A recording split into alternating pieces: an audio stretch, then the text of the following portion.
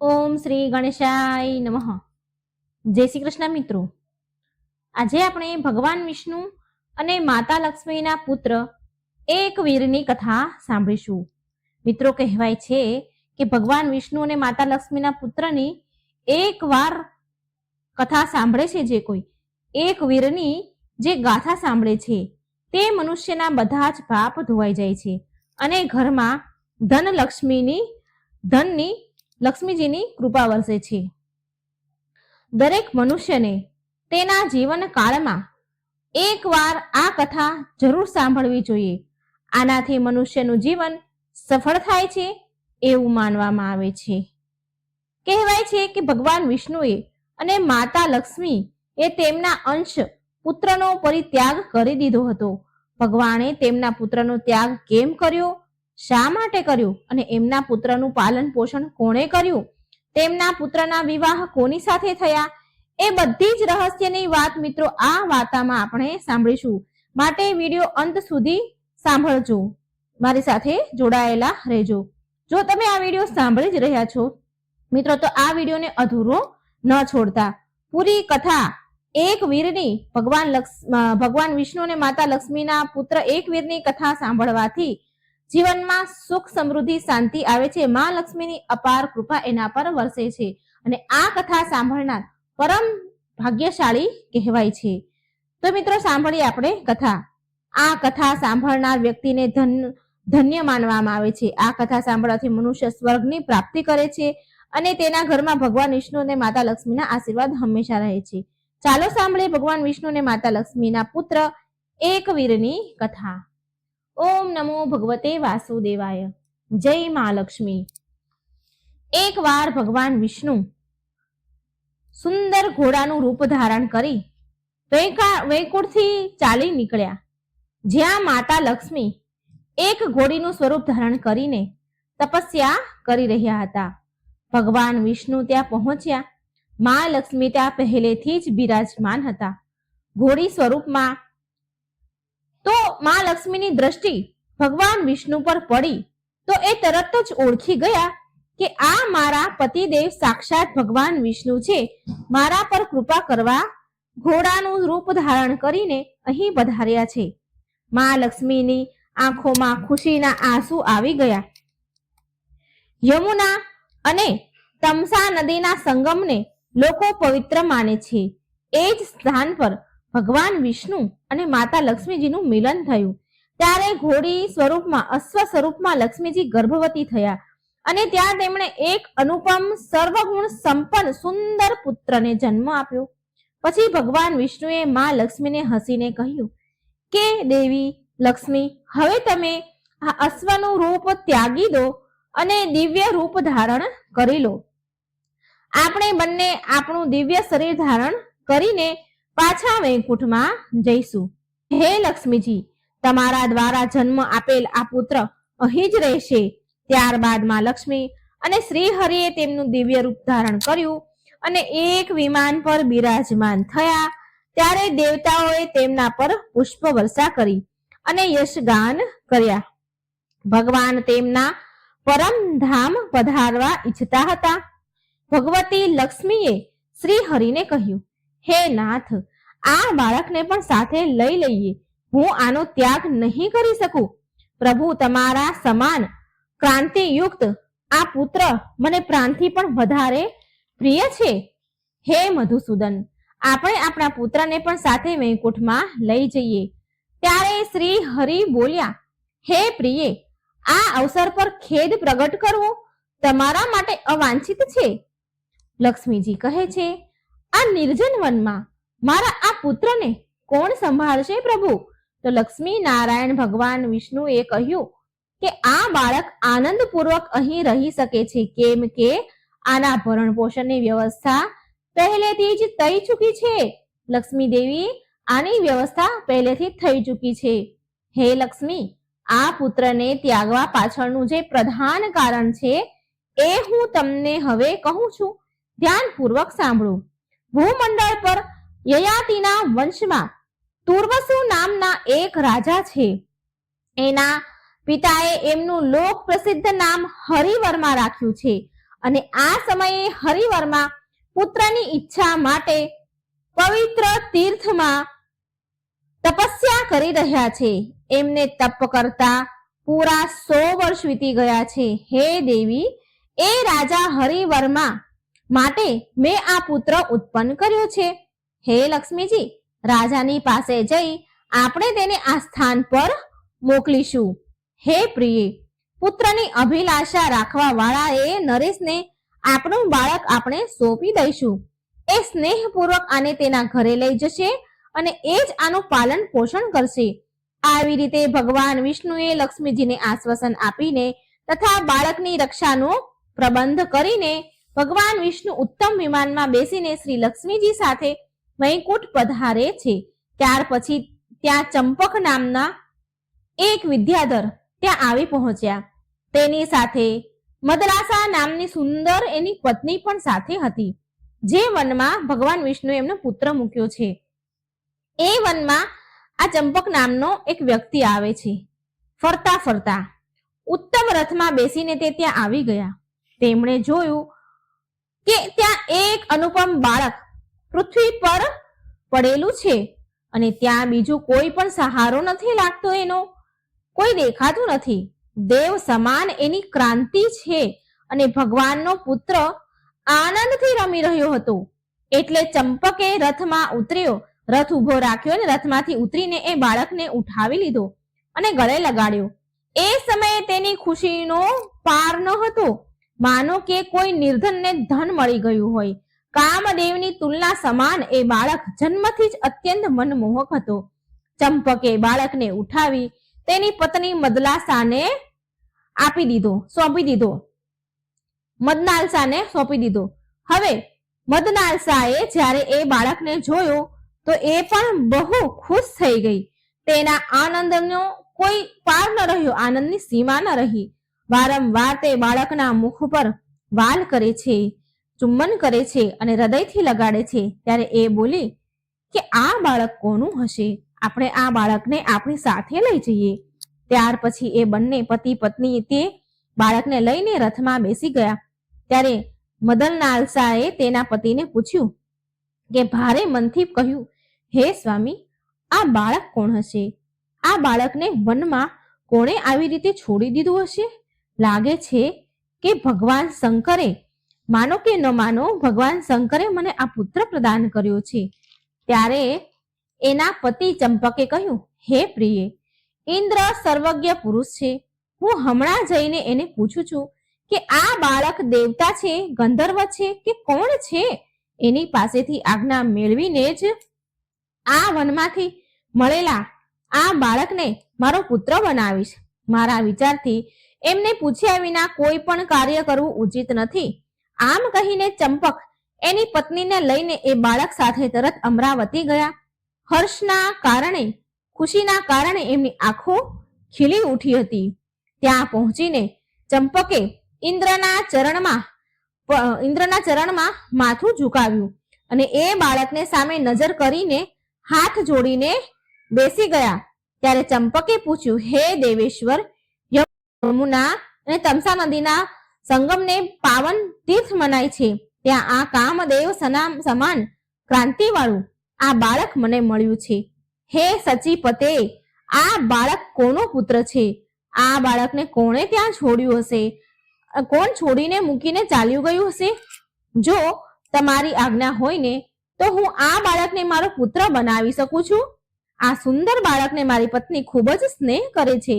ધર્મશાસ્ત્રમાં એવું કથન છે કે સર્વદા કૃત્રિમ પુત્ર પણ બનાવી શકાય છે.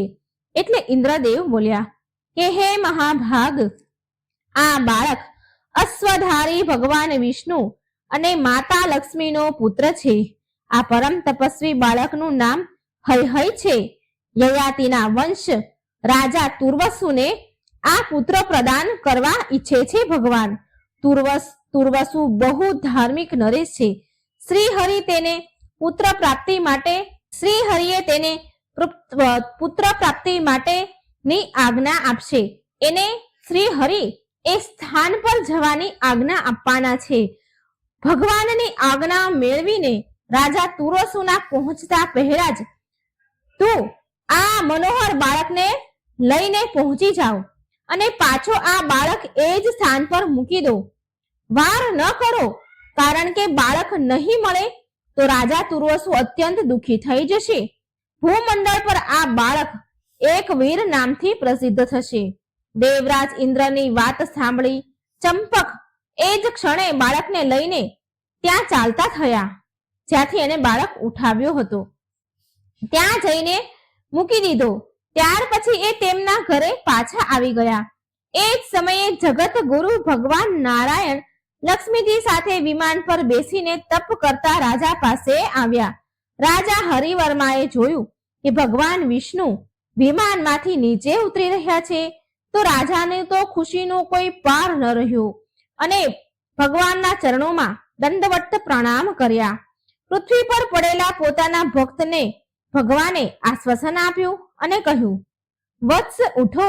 એટલે રાજા હરિવર્માએ ભક્તિપૂર્વક ભગવાનની સ્તુતિ કરી કે હે દેવેશ્વર, અખિલ લોકના નાથ, હે કૃપાનિધિ, હે જગત ગુરુ, અજ્ઞાની જન માટે તમારા દર્શન જરૂર ને જરૂર દુર્લભ હતા.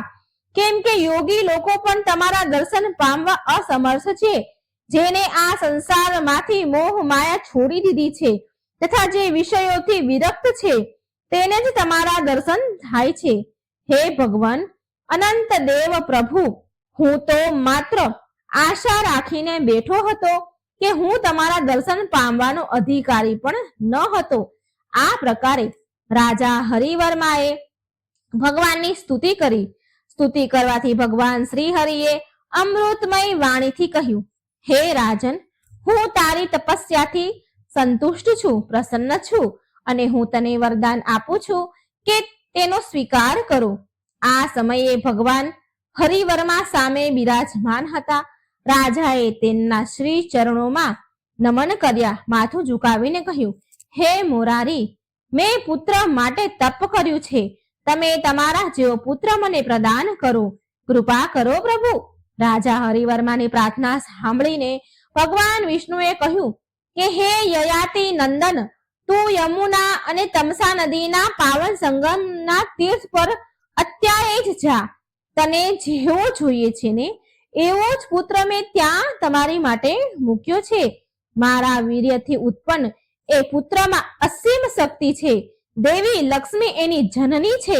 તારા માટે જ મેં એને પ્રગટ કર્યો છે, ઉત્પન્ન કર્યો છે. માટે તું તેનો સ્વીકાર કર અને તેનું પાલન પોષણ કર. ભગવાન વિષ્ણુની વાણી બહુ જ મધુર હતી. તેને સાંભળી રાજા હરિવર્માના મનમાં પ્રસન્નતાની લહેરો ઉઠી. આમ ભગવાન રાજાને વરદાન આપી ભગવાન હરિ, શ્રી હરિ અને માતા લક્ષ્મી સાથે વૈકુંઠમાં ચાલ્યા ગયા. ભગવાનના ચાલ્યા ગયા પછી રાજા હરિવર્મા એક રથ લઈને ખુશખુશાલ થઈને ત્યાંથી ગયા જ્યાં એ વનમાં બાળક ભગવાને મૂક્યું હતું. ત્યાં જઈને હરિવર્માએ અત્યંત મનમોહક બાળકને જોયું જે જમીન પર રમી રહ્યો હતો તથા પગનો અંગૂઠો એક હાથથી પકડીને ચૂસી રહ્યો હતો. એની કાંતિ કામદેવ સમાન કાંતિ હતી. લક્ષ્મીજીના ઉદરથી પ્રગટ થયેલ એ બાળક ભગવાન નારાયણનો અંશ હતો. બાળક ભગવાન નારાયણનો અંશ હતો. શ્રી હરિના તુલ્ય એમાં શક્તિ હતી અને જોતા જ હરિવર્મા ખુશીથી ખીલી ઉઠ્યા. પ્રેમના સમુદ્રમાં ગોથા ખાતા રાજાએ તે બાળકને હાથમાં લીધો અને તેનું માથું ચૂમવા લાગ્યા. તેને છાતીએ લગાડ્યો.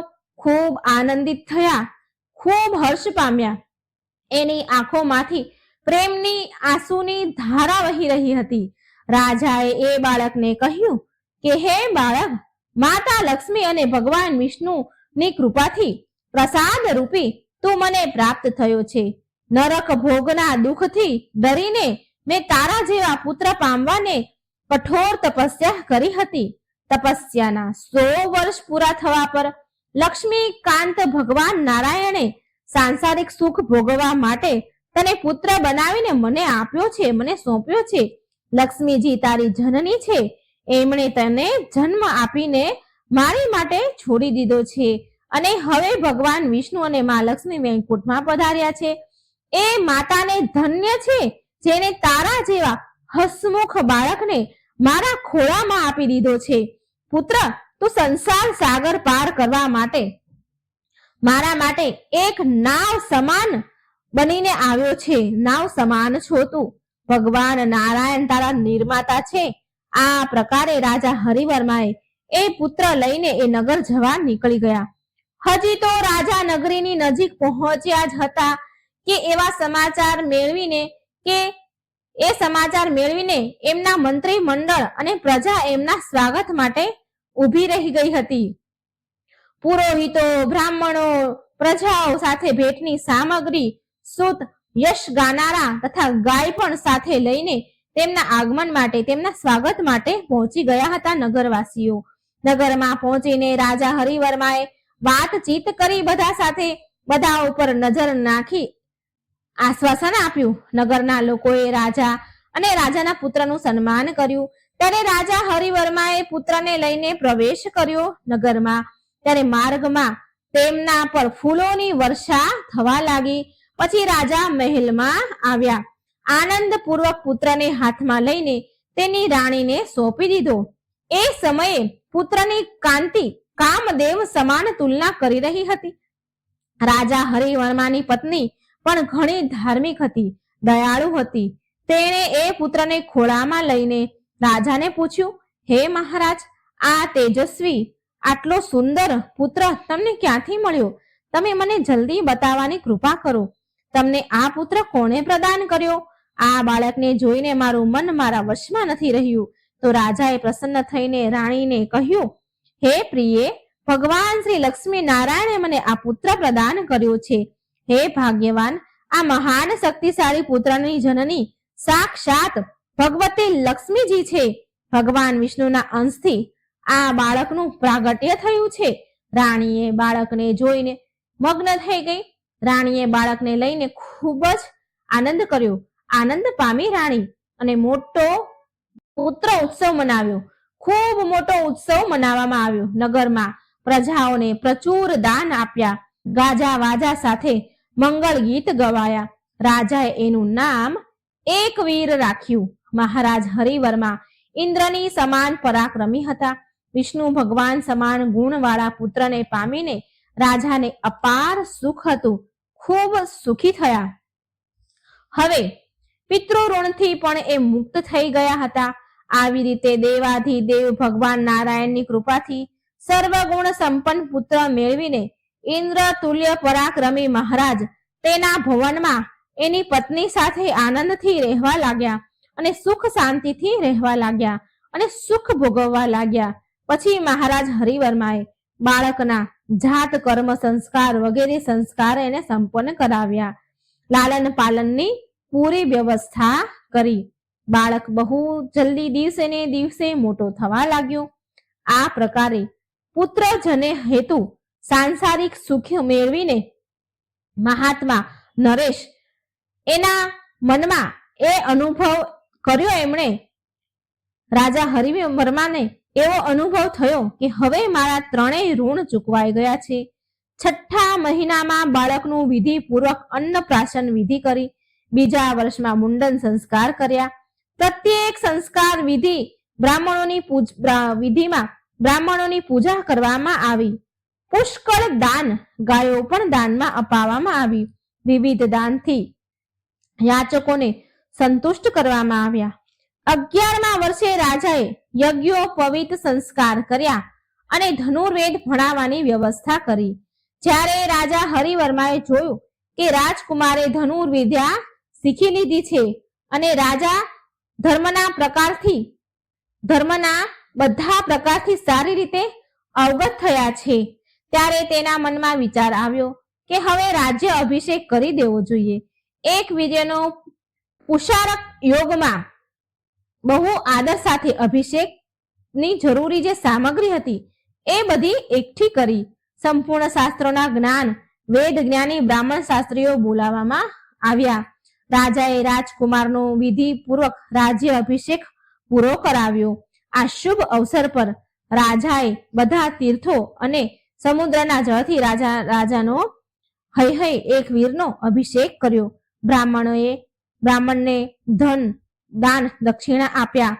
પછી રાજાએ કુમાર એકવીરને રાજગાદી પર બેસાડ્યો. એકવીરને રાજા બનાવીને યોગ્ય મંત્રીઓને નિયુક્ત કર્યા. પછી રાજા અને રાણી બંને વનમાં ચાલ્યા ગયા. તેમણે તેની ઇન્દ્રિયોને વશમાં કરી અને મૈનાક પર્વતના શિખર પર એનું ત્રીજું વાનપ્રસ્થાન આશ્રમ વિતાવા લાગ્યા. એ જંગલના પાન ફળ ખાઈને ભગવાન શિવની આરાધના કરવા લાગ્યા. આમ રાજા રાણીની દિનચર્યા વીતવા લાગી. પ્રારબ્ધ કર્મ શેષ થવાથી તેમનું પંચભૂતોનું શરીર શાંત થઈ ગયું અને તેમના શુભ કર્મોના પ્રભાવથી તેને સ્વર્ગલોકમાં સ્થાન મેળવ્યું. પિતાજીનો સ્વર્ગવાસ થઈ ગયો છે. આ સાંભળીને એક વીરે તેમના પુત્રએ તેના માતા પિતાના વૈદિક વિધિ અનુસાર અગ્નિ સંસ્કાર કર્યા. પિતાની બધી જ વિધિ ક્રિયા સંપન્ન થયા પછી એ મેઘાવી રાજકુમાર મેઘાવી સાથે મળીને રાજ્ય પર શાસન કરવા લાગ્યા. એ પણ બહુ મોટા ધર્મજ્ઞ પુરુષ હતા. રાજ્યના અધિકારી હોવાથી તેમને જાત જાતના ભોગ ભોગવવા સુલભ થયા. મંત્રી મંડળ એમનું બહુ સન્માન કરતા હતા અને પૂરી પ્રજા રાજાને પ્રેમ કરતી હતી. એક સમયની વાત છે કે પ્રતાપી રાજા એકવીર તેમના મંત્રી કુમાર સાથે ઘોડા પર સવાર થઈને ગંગાના તટ પર ગયા. ત્યાં ફળ ફૂલોથી લથપથ વૃક્ષો શોભી રહ્યા હતા. કોયલની મધુર ગુંજ, મધુર અવાજ અને ભમરાની ગણગણાટ વૃક્ષોની અનુપમ શોભા વધારતી હતી. ત્યાં મુનિઓના અનેક દિવ્ય આશ્રમ હતા, જ્યાં વેદ ધ્વનિ ગુંજી રહી હતી. હવનના ધુવાડાથી આકાશ ભરેલું હતું અને બહુ સુંદર સુગંધ આવી રહી હતી. જ્યાં તા હરણના નાના નાના બચ્ચાઓ છલાંગ મારી રહ્યા હતા. ત્યાં અનાજની ક્યારીઓ ભરેલી હતી. ગોવાળો ખેતરોની રક્ષા માટે ઉભા હતા. કમળોથી સુશોભિત બહુ બધા સરોવર મનને લોભાવનારા હતા. અશોક, ચંપા, કટહલ, બકુલ, તલ, લીમડો, પારિજાત, તાલ, તમાલ વગેરે વૃક્ષો તેમની દ્રષ્ટિમાં પડ્યા અને કમળના ફૂલોની બહુ સુંદર સુગંધ આવી રહી હતી. વાતાવરણ મહેકી રહ્યું હતું. ત્યારે રાજા એકવીરે જોયું કે ત્યાં બાગમાં કમળ સમાન નેત્રવાળી સુંદર કન્યા બેસીને રડી રહી છે. એના શરીરની કાંતિ સુવર્ણ હતી. મનોહર લાંબા કાળા વાળ હતા. શંખ સમાન હોઠ તો જાણે એવા લાગતા હતા કે જાણે ગુલાબ હોય. કમર પતલી હતી. નાસિકા પણ બહુ સુંદર હતી. તેમના બાકી બધા અંગ પણ મનોહર હતા. એ તેની સખીથી વિખૂટી પડીને અત્યંત વિલાપ કરી રહી હતી અને તેની આંખોમાંથી આંસુની ધારા વહી રહી હતી. જંગલમાં જોર જોરથી ફૂટીને રડી રહી હતી. ત્યારે રાજા એકવીર તેની પાસે જઈને તેના રડવાનું કારણ પૂછ્યું. રાજાએ એકવીરે કહ્યું કે તમારો પરિચય આપો. હે સુંદરી, તમારા પિતા કોણ છે એ તો બતાવો. તમે કોણ છો? તમે ગંધર્વ અને દેવતાની કન્યા તો નથી. તમારા રડવાનું શું કારણ છે અને આ નિર્જન વનમાં એકલા કેમ છો? તમને એકલી અહીં કોણ મૂકી ગયા? આ સમયે તમારા પિતા કે પતિ ક્યાં છે? હવે તમે મારી સામે મને તમારા દુઃખનું કારણ કહો. હું બધા જ પ્રકારે તમારા દુઃખ દૂર કરવાની કોશિશ કરીશ. હે સુંદરી, નિશ્ચિત મારા રાજ્યમાં કોઈને પણ દુઃખ નથી સતાવતું. ના ચોરનો ભય છે, ના રાક્ષસનો. હું આ ભૂમંડળનો નરેશ છું. મારા શાસનકાળમાં ભયંકર ઉત્પાતો હોવા એ અસંભવ છે. ક્યાંય પણ કોઈને વાઘ કે સિંહ એક કણ માત્ર પણ નુકસાન નથી પહોંચાડતા. મારા રાજ્યમાં તો તમે અસહાય થઈને કેમ દુઃખી છો? તમને શેનું દુઃખ છે? દેવી, જગતમાં પ્રાણીઓ મનુષ્યનો અત્યંત કઠિન દુઃખને દૂર કરવું એ મારું પ્રધાન કર્તવ્ય છે. હું બહુ તત્પરતાથી પાલન કરું છું. હે સુંદરી, હે સુંદર નારી, બતાવો કે તમને શું પીડા છે. તમારું દુઃખ જરૂર દૂર થશે. આ પ્રકારે એક વીર રાજાએ મધુર વાણીમાં કહ્યું અને આ મધુર વાણી સાંભળીને કોયલ કંઠી કન્યા બોલી કે હે રાજન, સાંભળો, હું મારા શોકનું કારણ કહું છું તમને. હે રાજન, વિપત્તિ હું જ છું તો પ્રાણીઓ કેમ રડે? હે મહાબલી, હું તમને મારા રડવાનું કારણ કહું છું, મારા દુઃખનું કારણ કહું છું. તમારા રાજ્યથી અન્ય એક પરમ ધાર્મિક રાજા છે. એમનું નામ રેવ્યુ છે. તેમની પત્ની રૂપરેખા નામથી પ્રસિદ્ધ છે. રાજાને કોઈ સંતાન નથી. રાણી રૂપરેખા એ કારણે બહુ દુઃખી રહેતા હતા. એમને કોઈ સંતાન ન હતા. રાણી રૂપરેખા બહુ સુંદર હતા, કાર્યમાં કુશળ, પતિવ્રતા અને સંપૂર્ણ શુભ લક્ષણોથી સંપૂર્ણ હતા. પુત્રના ન હોવાથી દુઃખી થઈને રૂપરેખાએ તેના પતિ રાજાને કહ્યું કે હે સ્વામી, મારા આ જીવનનું શું પ્રયોજન છે? આ વ્યર્થ જીવનને ધિક્કાર છે કે સંતાનહીન વાંજણી સ્ત્રી આ જગતમાં ક્યારેય સુખ નથી પામતી. આ પ્રકારે રાજાની પત્ની દુઃખી થઈ રહી હતી અને આ પ્રકારે પત્નીથી પ્રેરણા મેળવીને રાજા રેવ્યએ ઉત્તમ પુત્રેષ્ઠી યજ્ઞ કરવા માટે તૈયાર થઈ ગયા હતા. તેમણે યજ્ઞ માટે વિશેષ બ્રાહ્મણોને બોલાવ્યા. પછી વિધિપૂર્વક યજ્ઞ સંપન્ન કર્યા. પુત્રની અભિલાષાથી એ રાજાએ શાસ્ત્રોના કહ્યા પ્રમાણે પશુ, ધન, દાન પણ આપ્યા. યજ્ઞમાં નિરંતર ઘીની આહુતિઓ આપવામાં આવી. અગ્નિદેવ બહુ ઝડપથી પ્રભાવિત થઈ રહ્યા હતા. ત્યાર પછી યજ્ઞમાંથી એક સુંદર કન્યા નીકળી. એ બહુ શુભ લક્ષણોથી પૂર્ણ હતી, સર્વગુણ સંપન્ન હતી. જ્યારે મનોહર કન્યા અગ્નિમાંથી પ્રગટ થઈ ત્યારે બ્રાહ્મણોએ જે હવન કરાવી રહ્યા હતા તેમણે તેની પાસે બેસાડી દીધી. ત્યારબાદ સુંદર કન્યાને લઈને રાજાને કહ્યું કે હે રાજન, તમે આ પુત્રીને લઈ લો, સ્વીકારો. આ કન્યા બધા જ ઉત્તમ લક્ષણોથી સંપન્ન છે. હવન કરતા સમયે અગ્નિમાંથી આ કન્યાની ઉત્પત્તિ થઈ છે. આ એવી જણાય છે કે માનો કે હીરા મોતીની શેર હોય.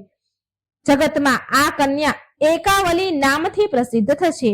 હે ભૂપાલ, પુત્રની તુલના કરવા વાળી આ કન્યાને પામીને તમે સુખી થશો.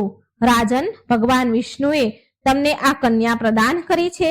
આ કન્યાને સંતાન રૂપમાં મેળવીને સંતોષ કરો, એ તમારા માટે ઉત્તમ છે. વિદ્વાન બ્રાહ્મણોની વાત સાંભળીને એ કન્યાની તરફ જોયું રાજાએ અને તેમણે અત્યંત પ્રસન્ન થઈને ખોળામાં એ કન્યાને બેસાડી અને તેની પત્ની રૂપરેખાને સોંપી દીધી.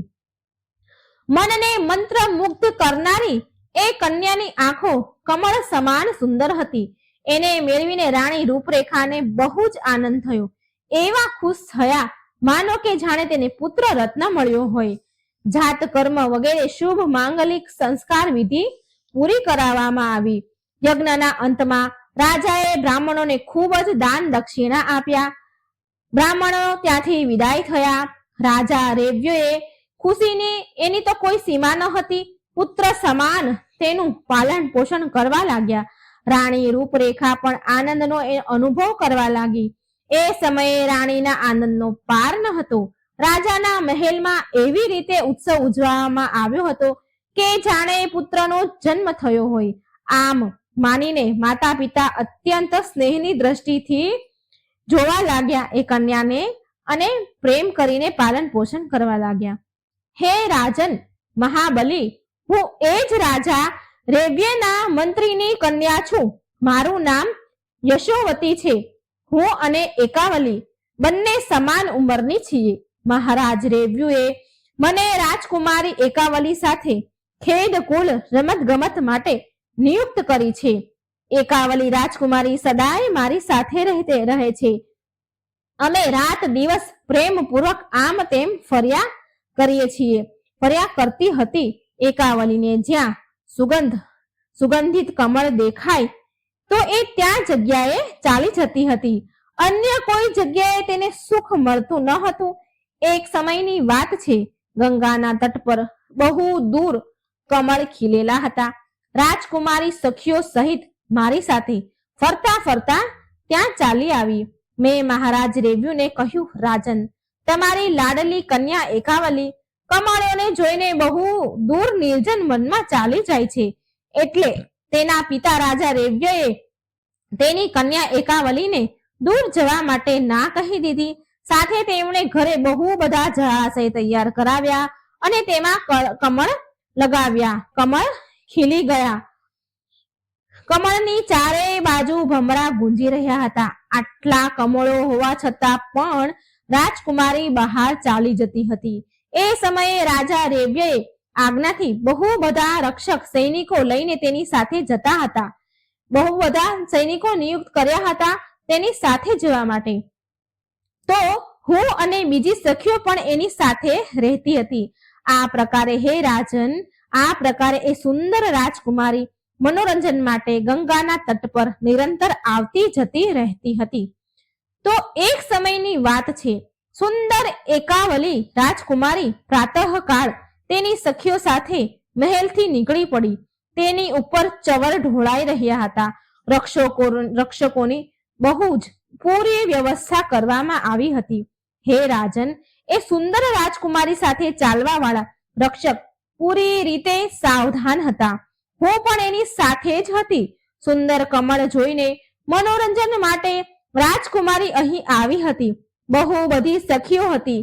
જ્યારે હું અને એકાવલી રમવામાં વ્યસ્ત હતી એ સમયે અકસ્માત રૂપ એક પ્રચંડ દાનવ ત્યાં આવી ગયો. એનું નામ કાલકેતુ હતું. બહુ બધા રાક્ષસ એની સાથે હતા. એ બધા રાક્ષસોની ભુજાઓ પરિધો, તલવાર, ગદા, ધનુષ્ય, બાણ અને તોમરોથી સુશોભિત હતા. રાજકુમારીના મનોહર રૂપને જોઈને તે દુષ્ટ કાલકેતુની આંખો પર દુષ્ટ કાલકેતુની આંખો એકાવલી ઉપર પડી. એની નજર પડી. હે રાજન, એ જ સમયે મેં એકાવલીને કહ્યું કે હે કમળનયની, જો આ દાનવ આવી રહ્યો છે માટે આપણે સૈનિકો પાસે ચાલ્યા જઈએ. રક્ષણ કરવા વાળા સૈનિકો આપણી રક્ષા કરશે. હે રાજન, અમે આમ વિચાર કરી જ રહ્યા હતા કે ત્યારે ત્યાં કાલકેતુ હાથમાં વિશાળ ગદા ઉઠાવીને અમારી પાસે આવી ગયો. દાનવના પ્રભાવથી સૈનિકો દૂર હટી ગયા. ત્યારે કમળનયની એકાવલી એ આ રાક્ષસના હાથમાં આવી ગઈ. એના હાથમાં આવી ગઈ, પકડાઈ ગઈ. એ સમયે રાજકુમારીના હૃદયમાં અત્યંત વ્યાકુળતા છવાઈ ગઈ. તે ધ્રુજવા લાગી અને તે રડવા લાગી. મેં એ દાનવ કાલકેતુને કહ્યું કે તું રાજકુમારીને છોડી દે. હું તારી સાથે આવા તૈયાર છું. મેં એવું કહ્યું. એના બદલે તું મને લઈ જા.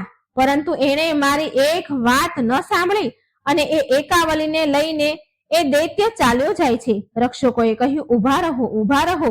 સૈનિકોએ ઘણું કહ્યું પણ સૈનિકોની વાત પણ એને ન માની અને સૈનિકોએ દૈત્યને રોક્યા. એટલે ભયંકર લડાઈ થઈ, યુદ્ધ છેડાયું. એ દૈત્યની સાથે યુદ્ધ કરવાથી બહુ બધા સૈનિકો મૃત્યુ પામ્યા. મહાબલી દૈત્ય કાલકેતુએ બધા રક્ષકોને મારી નાખ્યા. એ રાજકુમારી તેના અધિકારમાં આવી ગઈ. ત્યાર પછી દાનવોની સેના સાથે એ રાજકુમારીને લઈને તે દૈત્ય તેના નગરમાં ચાલ્યો જાય છે. કાળકેતુના પકડમાં આવેલી રાજકુમારી ખૂબ જ રડી રહી હતી. એની પાછળ પાછળ હું પણ જઈ રહી હતી.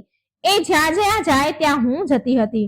મારો અભિપ્રાય એવો હતો, મારું કહેવું કે માનવું એવું હતું કે મારી સખી એકાવલી મને જોશે ને તો એને થોડી ધીરજ થશે, શાંત થશે, ધીરજ ધારણ કરી શકશે. અને થયું પણ એવું જ. જ્યારે સખી એકાવલીએ મને જોઈ તો એને હૃદયમાં થોડી શાંતિ થઈ, એને હિંમત આવી. પછી હું રાજકુમારી પાસે ચાલી ગઈ, તેની સાથે સાથે ગઈ, વાતો કરવા લાગી એની સાથે. રાજન, મારી સખી એકાવલી દુઃખથી અત્યંત ગભરાઈ ગઈ હતી. એના શરીરમાંથી પરસેવો પડી રહ્યો હતો. આંખો લાલ થઈ ગઈ હતી, હોઠ સુકાઈ ગયા હતા. આ બાજુ કાલકેતુએ મને કહ્યું કે તારી સખી એકાવલી ડરી ગઈ છે. તું એને આશ્વાસન આપી મારો સંદેશ કહે. હે પ્રિયે, મારું નગર સ્વર્ગ સમાન સુખદાયી છે. હવે તું એની સમીપ આવી જ ગઈ છે તો એને તું કહી દે હું એનો દાસ બની ગયો છું. તો પછી તું આટલી કરુણા સાથે કેમ વિલાપ કરી રહી છે? તું એને સમજાવ, તું એને કહી દે કે હું એનો દાસ બની ગયો છું. તું આટલી કરુણા સાથે વિલાપ ન કર. હે કમળનયની, તું શાંત થઈ જા, સ્વસ્થ થઈ જા. આ પ્રકારે કહીને એ દૂર આત્મા કાળ કેતુએ મને પણ એકાવલી પાસે બેસાડીને ઉતાવળે તેને ઉત્તમ રથમાં બેસાડીને તેની મનોહર નગરીમાં લઈ ગયો. બહુ મોટી ભારે સેના એની સાથે હતી. એ દૈત્યનું મુખ એનું મુખ એટલું ખુશ હતું કે જાણે કમળ ખીલ્યું હોય.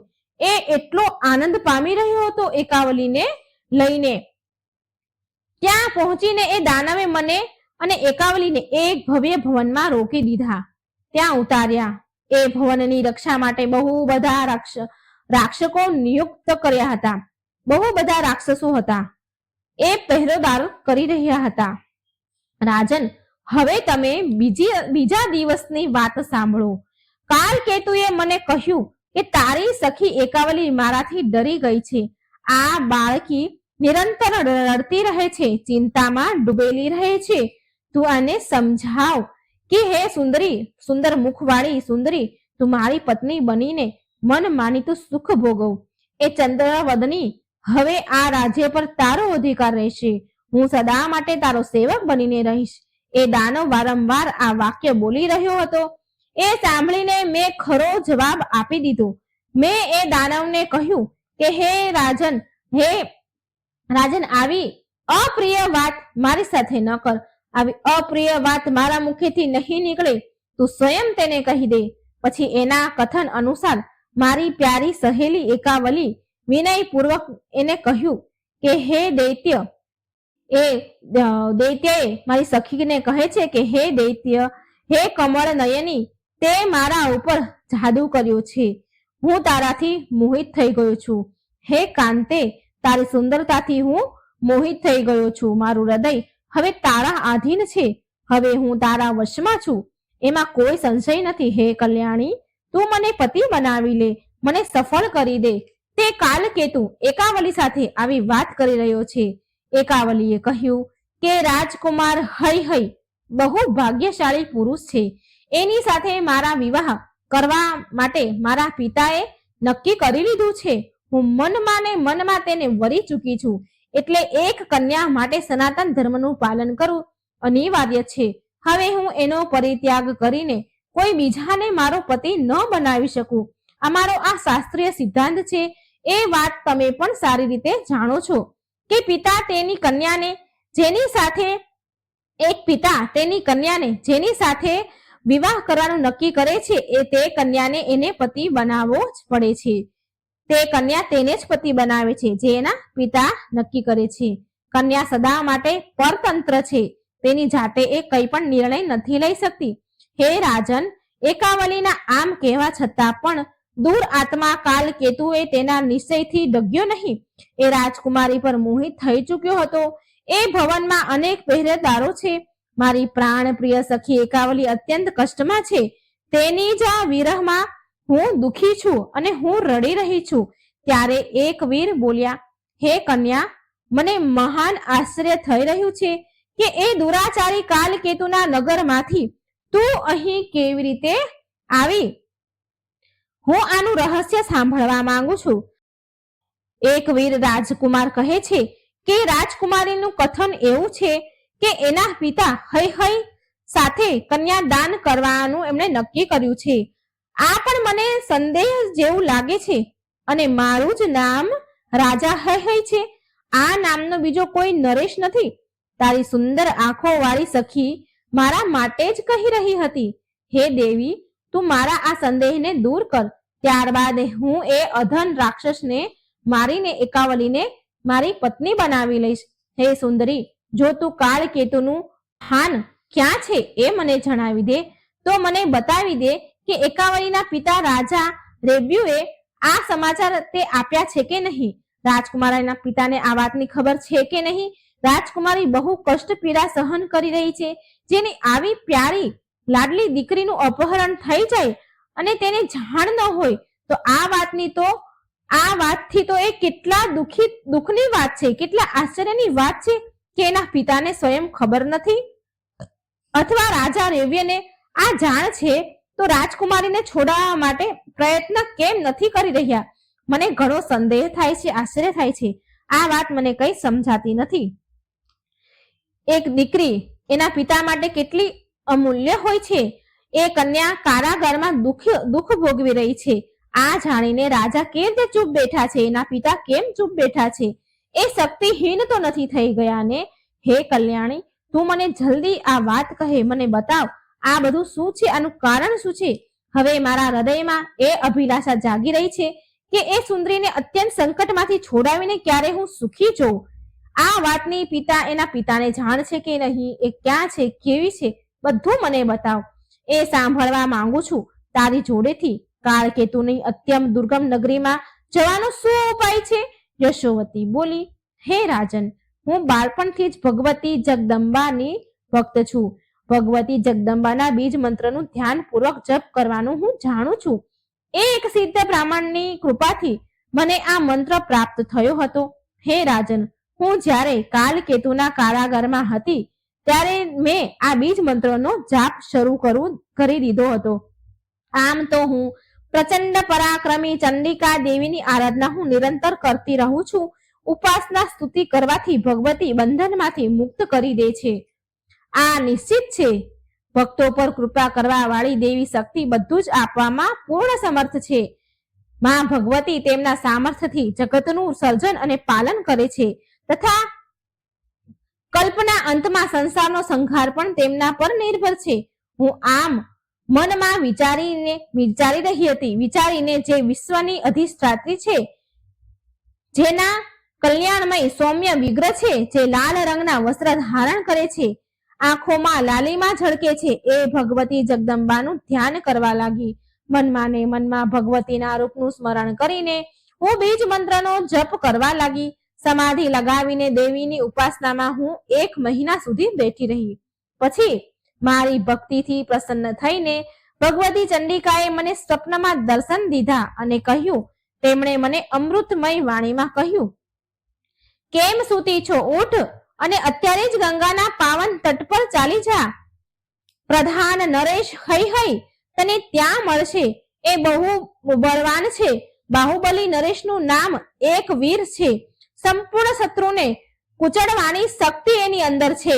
મુનિવર દત્તાત્રેય મારા બીજ મંત્રનો તેને સારી રીતે અભ્યાસ કરાવ્યો છે.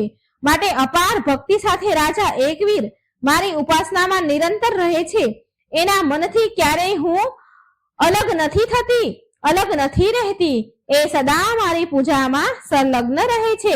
એની નિશ્ચિત ધારણા છે આ મારી ઉપાસના સિવાય એ બીજું કંઈ નથી જાણતા. એ મહાપતિ ભૂપાળ દ્વારા તારું સંકટ દૂર થશે. ભગવતી લક્ષ્મી એની જનની છે, એની માતા છે. ફરતા ફરતા એ ગંગાના તટ પર આવશે અને તારા રક્ષક બનશે. રાજા એકવીરના હાથે કાલકેતુનું મૃત્યુ નિશ્ચિત છે. એ રાજાના હાથે કાલકેતુ ગ્રાસ બનશે અને રાજકુમારી એકાવલી એના બંધનમાંથી મુક્ત થઈ જશે. ત્યાર પછી શાસ્ત્રમાં પારંગત એ હૈ રાજકુમાર સાથે એકાવલીના વિવાહની વ્યવસ્થા તું કરાવી દેજે. આ પ્રકારે સપનામાં મને જગદંબાએ દર્શન દીધા અને પછી આમ કહીને અંતર ધ્યાન થઈ ગયા. મારી પણ ઊંઘ ઉડી ગઈ અને સપનાની બધી ઘટના અને દેવીની આરાધનાની વાતો મેં રાજકુમારી એકાવલીને કહી સંભળાવી.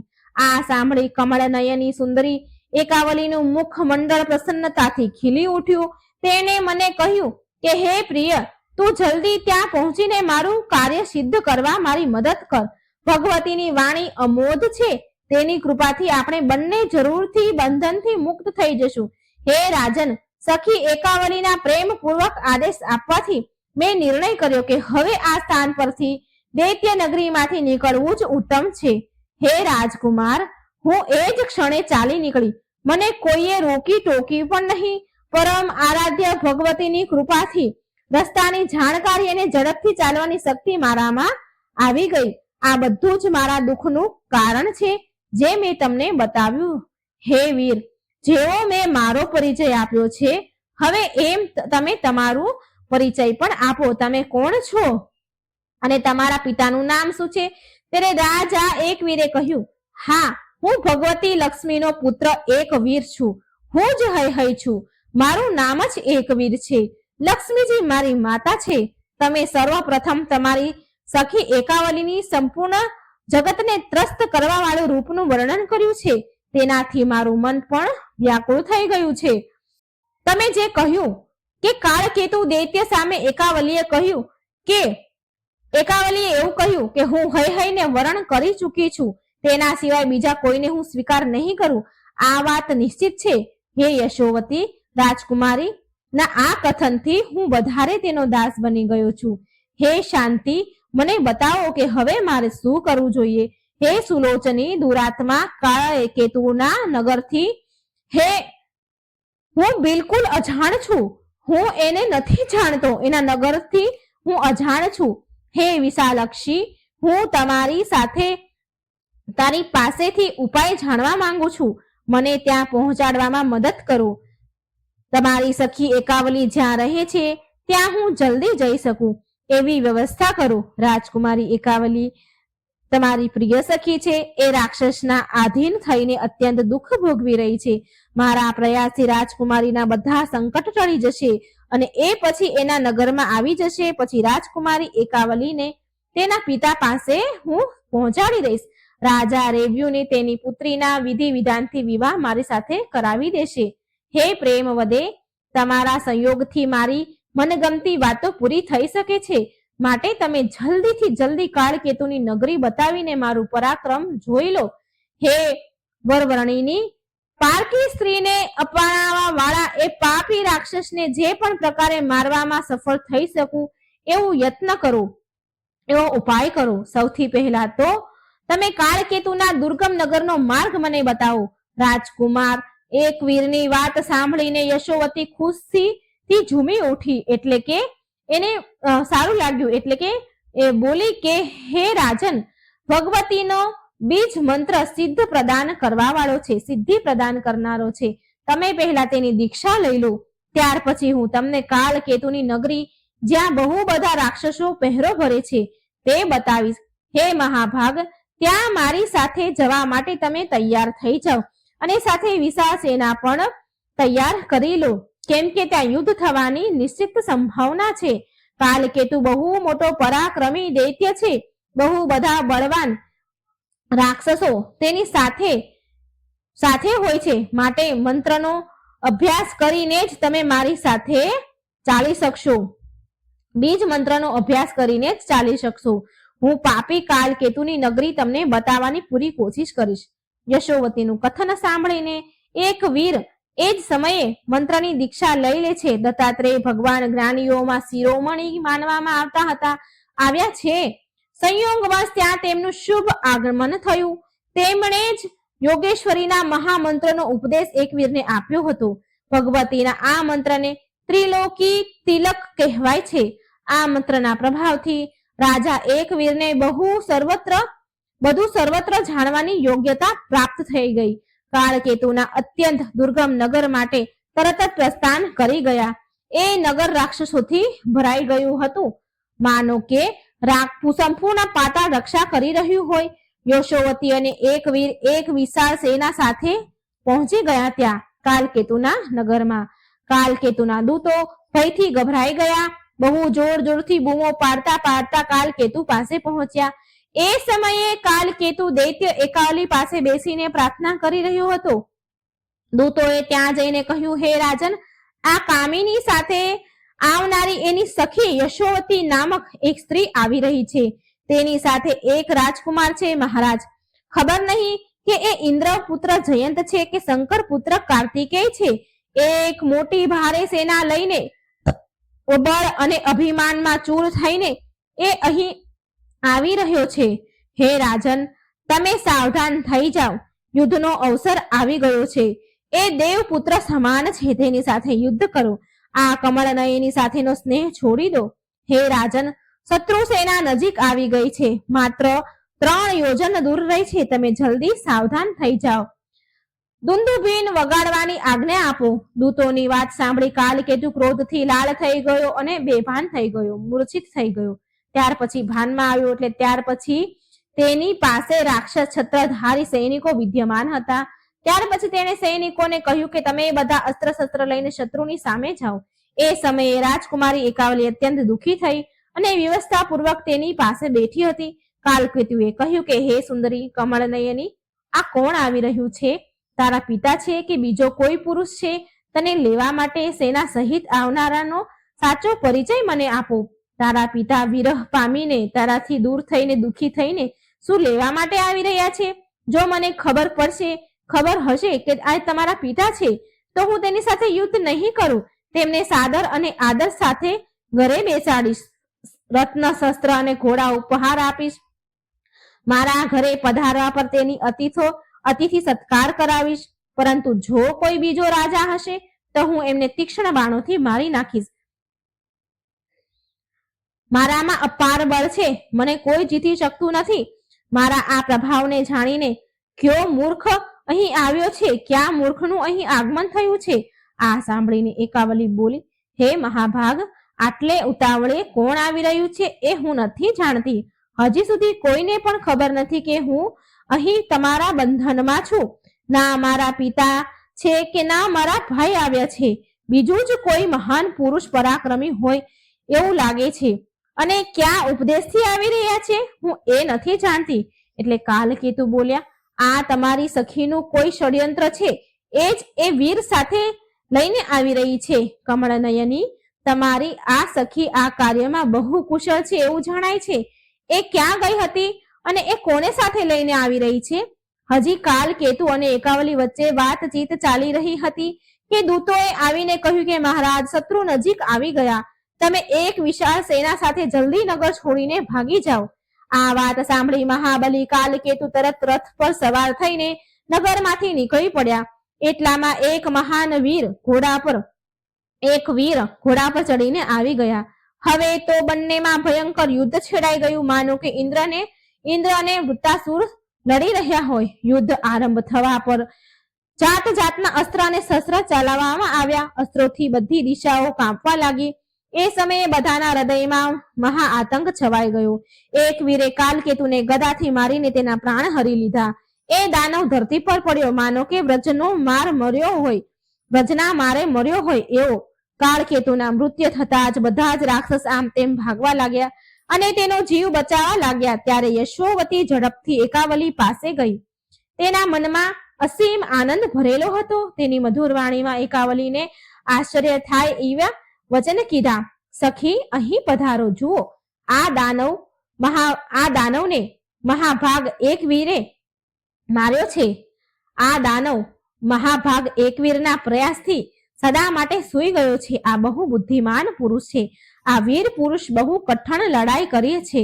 આ સમયે એ રાજા એકવીર અત્યંત થાકી જવાના કારણે બહાર દ્વાર પર જ બિરાજમાન થઈ ગયા છે. તેના મનમાં તને જોવાની અત્યંત ઈચ્છા છે, કારણ કે એ તમારા રૂપ અને ગુણની વાતો સાંભળી ચૂક્યા છે. રાજકુમારીએ સુંદર રાજકુમારને જોવાની, હે રાજકુમારી, તમે કૃપા કરો. એ રાજકુમારને જોવાની કૃપા કરો. પરમ રાજકુમાર સાથે તમારા વિષયમાં હું ગંગાના તટ પર બધી જ વાત કરી ચૂકી છું. વાતચીતના પ્રભાવથી જ એ તમારા પર મોહિત થઈ ગયા છે અને તમને જોવા માટે અત્યંત ઉત્સુક છે. યશોવતીની વાત સાંભળી રાજકુમારી એકાવલીના મનમાં તેને જોવાની ઈચ્છા થઈ, પરંતુ હજી એ કુમારી હતી માટે એ ભયથી ગભરાઈ ગઈ. તેના મનમાં એક સંકોચ હતો. એને વિચાર્યું કે હું એક કુમારી કન્યા છું, કેવી રીતે રાજકુમારનું મુખ જોઈશ? આમ વિચાર કરી એકાવલી પાલખીમાં બેસીને યશોવતી સાથે ચાલી અને દ્વાર પર પહોંચી, પણ એનું મુખ ઉદાસ હતું. મેલી સાડી પહેરેલી હતી. વિશાળ નેત્રવાળી રાજકુમારી આવી ગઈ. આ જોઈ રાજકુમાર એકવીરે તેને કહ્યું કે હે કલ્યાણી, દર્શન આપો. તમને જોવા માટે મારા નેત્ર તરસી રહ્યા છે. એકવીર અત્યંત આતુર હતા અને એકાવલી લજ્જા શરમથી વ્યાકુળ હતી. શરમને મારે એ વ્યાકુળ હતી. આ જોઈને નીતિ વિશે પૂરી જાણકાર તથા શિષ્ટ પુરુષોનું માર્ગદર્શન કરવા વાળી યશોમતીએ એકવીરને કહ્યું કે હે રાજકુમાર, આના પિતા એકાવલીના પિતા એકાવલીને તમને જ આપવાના છે. આ રાજકુમારી તમારા આધીન હશે અને તેનો સાથ તમને જરૂર મળશે. આ નિશ્ચિત છે, પરંતુ રાજન, થોડા સમયની પ્રતીક્ષા કરો અને તમે પહેલા આ રાજકુમારીને તેના પિતા પાસે એને સોંપવાની વ્યવસ્થા કરો. એના પિતા જ વિવાહની વિધિ સંપન્ન કરીને તમારા વિવાહ કરાવશે રાજકુમારી સાથે. યશોવતીની વાત સાંભળી ધર્માત્મા એકવીરે સત્યમાની અને યશોવતી અને એકાવલી સાથે લઈને તેની સેના સહિત રાજા રેવ્યના નગરમાં ગયા. પુત્રીના આવવાના સમાચાર સાંભળીને રાજા રેવ્ય પ્રેમપૂર્વક મંત્રી સાથે તેના આગમન સ્વાગત માટે ગયા. બહુ દિવસ બાદ મેલા વસ્ત્ર ધારણ કરનારી એમની પુત્રી એમને જોવા મળી. પછી યશોવતીએ વિસ્તારપૂર્વક બધી વાત તેના પિતાને કહી. ત્યાર પછી એકવીર અને રાજા રેવ્યનું પરસ્પર મિલન થયું. રાજા તેને લઈને તેમના મહેલ આવ્યા. પછી વિવાહનું આયોજન કર્યું. વિધિપૂર્વક પાણી ગ્રહણ સંસ્કાર થયા. કર્યાવર આપીને રાજાએ સારી રીતે એકવીરનું સન્માન કર્યું. ત્યાર પછી કન્યાને વિદાય કરી અને સાથે યશોવતીને પણ મોકલી. આ પ્રકારે વિવાહ થઈ ગયા. પછી રાજા એકવીરના ખુશીનું કોઈ ઠેકાણું ન રહ્યું. હવે એ તેમના મહેલ પહોંચ્યા અને તેમની પ્રિય પત્ની એકાવલી સાથે જાત જાતના સુખ ભોગવવા લાગ્યા. એકાવલીના ગર્ભથી એક સુંદર પુત્ર જન્મ્યો, જેનું નામ કૃતવીર્ય નામથી પ્રખ્યાત થયા. એ કૃતવીર્યના પુત્ર કાર્તવીર્ય થયા. તો મિત્રો, આ પ્રકારે મેં તમને આજે ભગવાન વિષ્ણુ અને માતા લક્ષ્મીના થી જન્મેલ પુત્ર એકવીર્યની ચરિત્રની ગાથા સંભળાવી છે. આ ગાથાને જે કોઈ સાંભળે છે એ પરમ ભાગ્યશાળી કહેવાય છે. જો તમે આ કથા સાંભળી રહ્યા હોય તો આને અધૂરી ન છોડતા પૂરી સાંભળજો.